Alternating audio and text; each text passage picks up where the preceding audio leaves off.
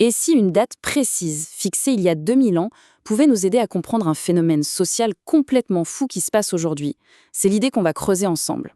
Alors tout part d'un moment bien précis dans le calendrier. Un moment qui a une signification à la fois historique et même astronomique, et qui, bizarrement, refait surface de manière assez inattendue. Quel est le rapport, par exemple, entre une éclipse de lune en l'an 33 et, disons, la génération Z aujourd'hui? Eh bien, le lien, c'est une vraie mutation culturelle, un truc assez surprenant qui est en train de se passer, là, maintenant, surtout chez les jeunes. Bon, pour commencer, revenons un peu à l'histoire. C'est quoi cette fameuse date du 3 avril? Pourquoi est-elle si importante? Alors voilà le truc. Les historiens, en recoupant plein de sources, les archives romaines, des calculs astronomiques comme une éclipse de lune, sont assez d'accord pour dire que la Passion du Christ, ça s'est passé en l'an 33. Alors oui, il y a eu un petit couac, un moine au VIe siècle s'est un peu planté dans ses calculs en créant notre calendrier. Mais ça ne change pas le fond du problème. En 2033, on arrive pile aux 2000 ans de cet événement. D'ailleurs, le Vatican est déjà sur le coup, il prépare un énorme jubilé de la résurrection. Ok, donc on a une date historique qui approche. Mais là où ça devient vraiment fascinant, c'est que tout ce contexte, eh bien, il entre en résonance avec une tendance hyper actuelle. Et pas n'importe où, en France, un des pays pourtant les plus laïques d'Europe. Regardez ce chiffre, 21 400. C'est le nombre d'adultes, rien qu'en France, qui ont décidé de se faire baptiser juste cette année. Et attention, ce n'est pas juste une petite hausse. On parle d'un vrai bond. On est passé de 18 000 l'an dernier à plus de 21 000 cette année. C'est une croissance que certains n'hésitent pas à qualifier d'exponentielle. Ce qui est vraiment clé ici, c'est que ça montre un changement total de paradigme.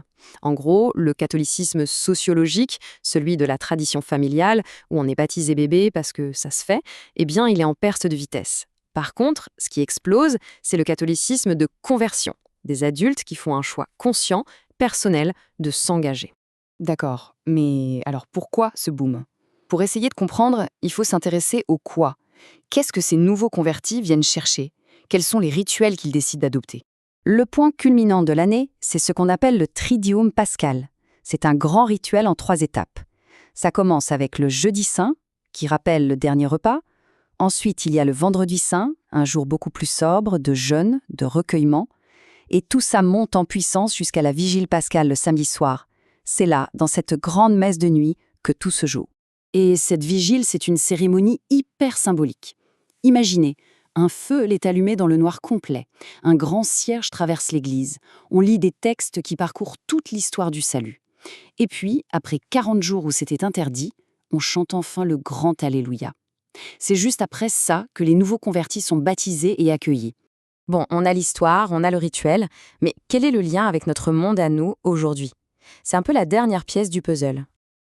Alors, qu'est-ce qui peut bien pousser autant de gens, dans un monde hyper connecté, à se tourner vers des rituels aussi anciens?